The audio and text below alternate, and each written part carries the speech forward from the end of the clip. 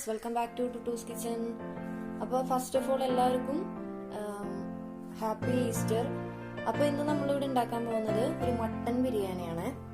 അപ്പോൾ മട്ടൻ ബിരിയാണിക്ക് ആദ്യം തന്നെ മട്ടനൊന്ന് നമുക്ക് വേവിച്ചെടുക്കണം. അതിനകത്തേക്ക് നമുക്ക് കുറച്ച് മഞ്ഞൾപ്പൊടിയും കുരുമുളക് പൊടിയും ചേർത്തിട്ടാണ് വേവിക്കാൻ പോകുന്നത്. അപ്പോൾ അതിനായിട്ടൊരു 1/4 ടീസ്പൂൺ മഞ്ഞൾപ്പൊടിയും അതുപോലെ തന്നെ ഒരു 1/4 ടീസ്പൂൺ കുരുമുളക് പൊടിയും ആവശ്യത്തിന് ഉപ്പും ചേർത്തിട്ട് നമുക്ക് വേവിക്കാം. ഇതിനകത്തേക്ക് കുറച്ച് ഉപ്പും കൂടെ ചേർത്ത് കൊടുക്കുക. ഉപ്പ് ആവശ്യത്തിന് ചേർത്ത് കൊടുത്തിട്ടുണ്ട്. അപ്പൊ നമുക്കിനി ഇത് മട്ടൻ ഒന്നങ്ങ് വേവിച്ചെടുക്കാം. കുക്കറിലാണ് വേവിച്ചെടുക്കുന്നത്.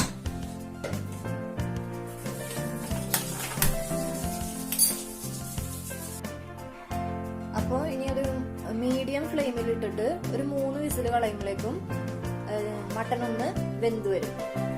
അപ്പൊ മട്ടൻ നമ്മൾ വേവിക്കാൻ വെച്ചേക്കുവാണ്. അപ്പൊ പാരലായിട്ട് നമുക്ക് റൈസും കൂടെ വേവിച്ചെടുക്കാം. സ്പൈസസ് ഇട്ട് കൊടുക്കുക. നമ്മൾ കൂടുതലായിട്ട് നെയ്യൊന്നും യൂസ് ചെയ്യുന്നില്ല ഇതിനകത്ത്. ഇനി നമുക്ക് ഇതിനകത്തേക്ക് ഒരു ചെറുനാരങ്ങയുടെ പൊളിപ്പൊന്ന് പിഴിഞ്ഞു കൊടുക്കുക.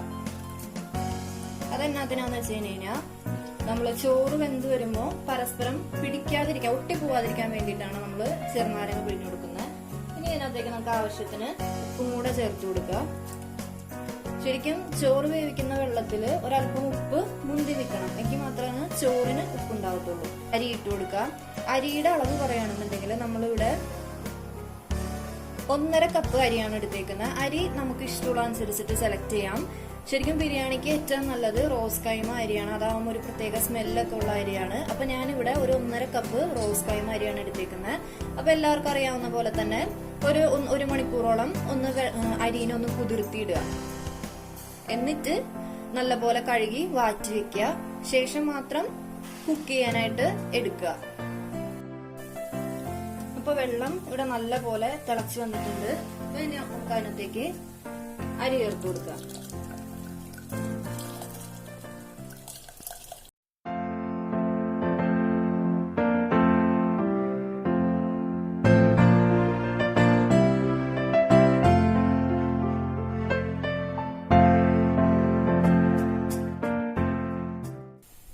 അരി ചേർത്തിട്ടുണ്ട്. ഒന്ന് ഇളക്കിയതിന് ശേഷം മീഡിയം തീയിലിട്ടിട്ടാണ് നമ്മൾ ഇനി അരി വേവിച്ചെടുക്കാൻ പോകുന്നത്. ഒരിക്കലും ഹൈ ഫ്ലെയിമിൽ ഇടരുത്. മീഡിയം ഫ്ലെയിമിൽ ഇട്ടിട്ട് ജസ്റ്റ് ഒന്ന് മൂടി വെച്ചേക്കുക. ഇനി അരി അവിടെ കിടന്ന് വെന്ത് വരണം.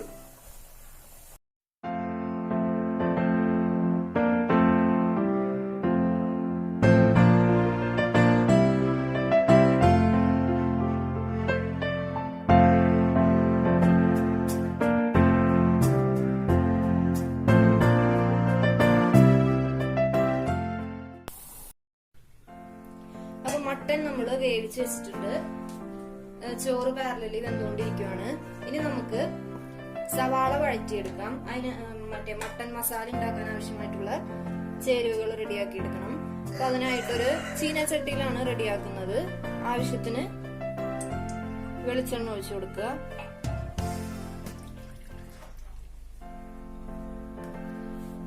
ഞാനിവിടെ ഒരു 4 ചെറിയ സവാളയാണ് എടുത്തിരിക്കുന്നത്. വലിയ സവാളയാണെങ്കിൽ ഏകദേശം 2 എണ്ണം എടുത്താൽ മതി.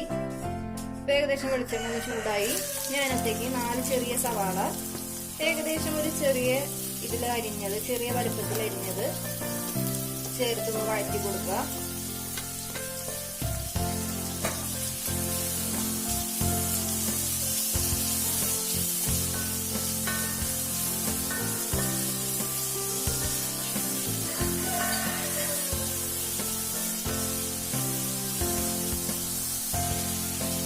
സവാള വഴറ്റുമ്പോൾ കുറച്ച് ഉപ്പും കൂടെ ചേർത്ത് വഴറ്റി കഴിഞ്ഞ് കഴിഞ്ഞാൽ വേഗം വഴറ്റും.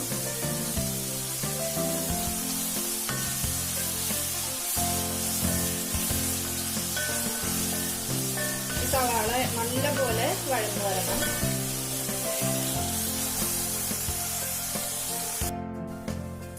ഇപ്പോ അരി ഏകദേശം വെന്ത് വന്നിട്ടുണ്ട്. ഏകദേശം നമ്മളൊരു പകുതി അതിൽ കുറച്ചും കൂടെ വേവാകുമ്പോ ഊറ്റിയെടുക്കണം. ഇപ്പൊ ആ കറക്റ്റ് വേവായിട്ടുണ്ട്. ഇനി നമുക്ക് ഈ ചോറിനൊന്ന് ഊറ്റിയെടുക്കാം.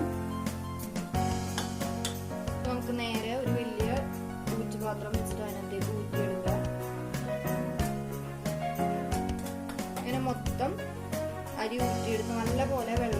വറ്റാനായിട്ട് വെക്കുക. ഇപ്പൊ ചോറ് ഫുള്ള് വാറ്റി വെച്ചേക്കുവാണ്. നല്ല പോലെ വെള്ളം പോണം. ഇപ്പൊ സവാള ഒന്ന് വഴന്നു വന്നിട്ടുണ്ട്. ഞാനപ്പോ നമുക്ക് ഇഞ്ചിയും വെളുത്തുള്ളിയും ഉള്ളിയും കൂടെ ചതച്ച് വെച്ചിട്ടുണ്ട്. ചെറിയ ഉള്ളിയും കൂടെ ചതച്ച് വെച്ചിട്ടുണ്ട്.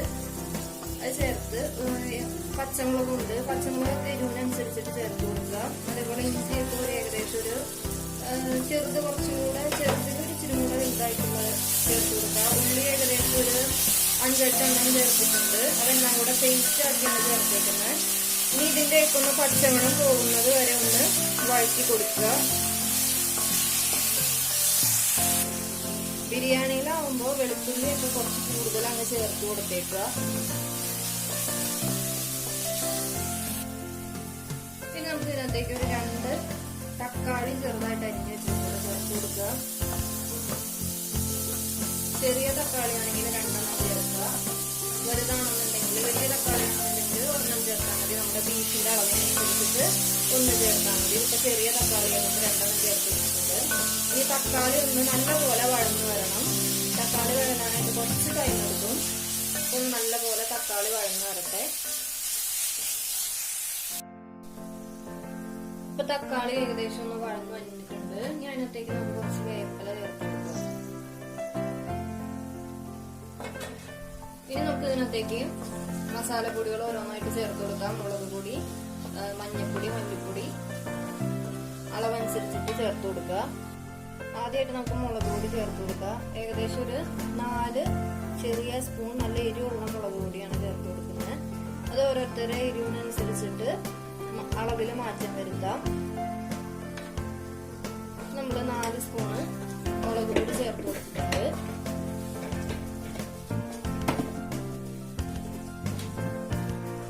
നമുക്ക് മല്ലിപ്പൊടി ചേർത്ത് കൊടുക്കാം. ഒരു 3 സ്പൂണ് മല്ലിപ്പൊടി ചേർത്ത് കൊടുക്കുക.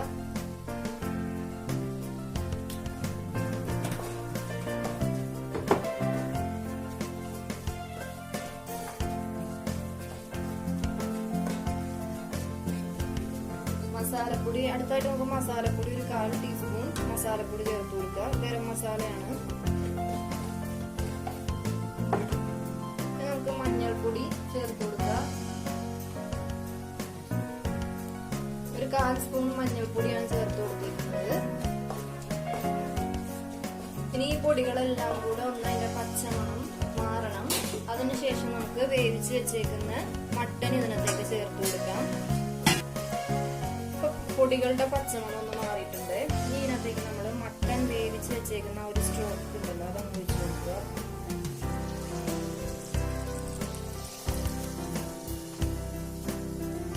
ഇനി ഈ സ്റ്റോക്കിൽ കിടന്നിട്ട് ഈ മസാല ഒന്ന് കുറുകി വരട്ടെ.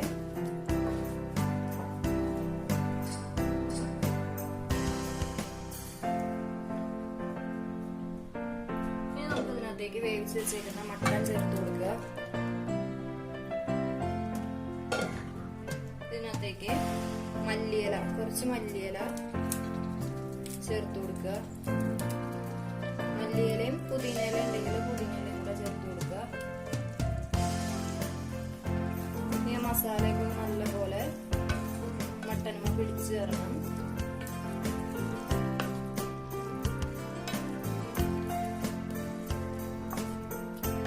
ഒരു 5 മിനിറ്റ് ചെറിയ തീയിൽ ഇങ്ങനെ തന്നെ വെച്ചേക്കുക.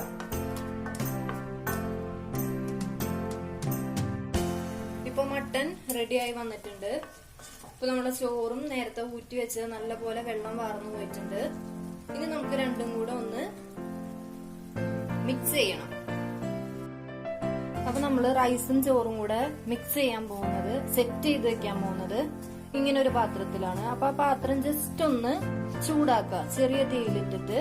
ഇപ്പൊ ഞാൻ ഒന്ന് കഴുകിയ കാരണം അതിനകത്ത് വെള്ളമുണ്ട്. അപ്പൊ അതൊന്ന് പോവാൻ വേണ്ടിട്ട് ജസ്റ്റ് ഒന്ന് ചെറിയ തീയിലിട്ട് അങ്ങ് ചൂടാക്കി വെക്കുക. ഇനി നമുക്ക് ഈ പാത്രത്തിൽ അങ്ങ് സെറ്റ് ചെയ്യാം. അപ്പൊ നമ്മള് അടിയിൽ കുറച്ച് നെയ്യ് ഒന്ന് ഒഴിച്ചു കൊടുക്കുക.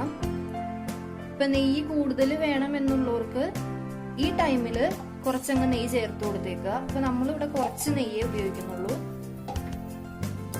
ഇനി അതിനകത്തേക്ക് നമ്മൾ ചോറ് അങ്ങനെ തന്നെ അങ്ങ് ചേർക്കുവാണ്.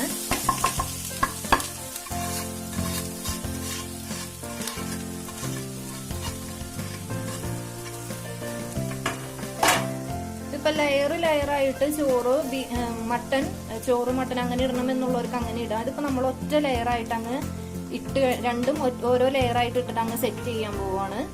ഇനി അടുത്തായിട്ട് നമുക്ക് മട്ടൻ ഇതിനകത്തേക്ക് ഇടാം.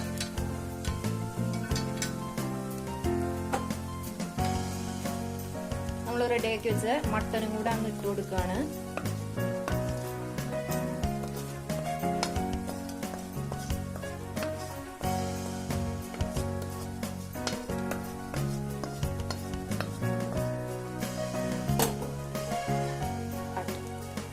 ഇനി നമ്മൾ ഇതിനങ്ങ് മിക്സ് ചെയ്യാൻ പോവാണ്. ആ ചോറും മട്ടനും കൂടെ അങ്ങ് മിക്സ് ചെയ്യുവാണ്. നമ്മൾ പ്രത്യേകിച്ച് ദമ്മിടുന്നൊന്നുമില്ല, ജസ്റ്റ് അങ്ങ് മിക്സ് ചെയ്ത് ചെറിയ തീയിൽ ഒരു 2-3 മിനിറ്റ് വെച്ച ശേഷം അങ്ങ് മൂടി വെക്കുകയാണ്. ഇനി ഈ ടൈമിൽ നമ്മൾ കുറച്ചും കൂടെ നെയ്യ് അങ്ങ് ഒഴിച്ചു കൊടുക്കുന്നുണ്ട്. കാരണം തീരെ നെയ്യില്ലാതായി പോയി കഴിഞ്ഞാൽ ചിലപ്പോൾ നമുക്ക് ആ ഒരു ടേസ്റ്റ് അങ്ങ് കിട്ടത്തില്ല. നമ്മൾ ജസ്റ്റ് ഒന്ന് മിക്സ് ചെയ്തേ ഉള്ളൂ. ആ മിക്സിങ് കഴിഞ്ഞു. ഇനി നമ്മൾ കുറച്ചും കൂടെ നെയ്യ് അങ്ങ് ചേർത്ത് കൊടുക്കുവാണ്. പിന്നെ മേലെ നമ്മൾ കുറച്ച് നെയ്യ് ഒഴിച്ചു കൊടുക്കുവാണ്. ഇനി നമ്മൾ ഇതിനകത്തേക്ക് കാഷ്നട്ട് വറുത്ത് ചേർക്കുവാണ്. നമ്മളൊരു ഫ്രൈ പാനിൽ കുറച്ച് നെയ്യ് ഒഴിക്കുവാണ്. നെയ്യിലാണ് നമ്മൾ കാഷ്നട്ട് വറുത്തെടുക്കുന്നത്. വേണമെന്നുണ്ടെങ്കിൽ വെളിച്ചെണ്ണയിലും വറുക്കാം. പക്ഷെ നമ്മൾ അതിനകത്ത് അധികം നെയ്യ് ചേർക്കാത്തതുകൊണ്ട് ഇനി അങ്ങോട്ടുള്ള എല്ലാം നമ്മൾ നെയ്യിലേക്ക് ചെയ്യാൻ പോവുകയാണ്.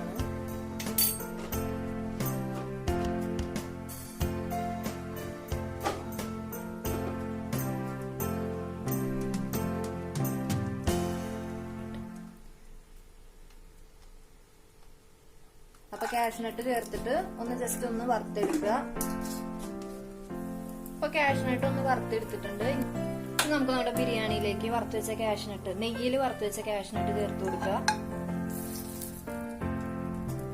ഇനി നമ്മൾ ഇത് മൂടി വെക്കാൻ പോവാണ്.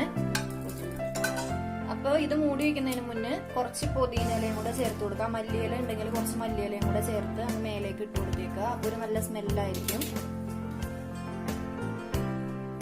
ഇനി നമുക്ക് ഇതിനങ്ങ് മൂടി വെക്കുക. ഒരു മിനിറ്റ് വേണ്ട, കുറച്ചങ്ങ് ചെറിയ തീയിൽ, വല്ലാതെ തീയിടരുത്, ചെറിയ തീയിലങ്ങ് ചൂടാക്കി വെക്കുക.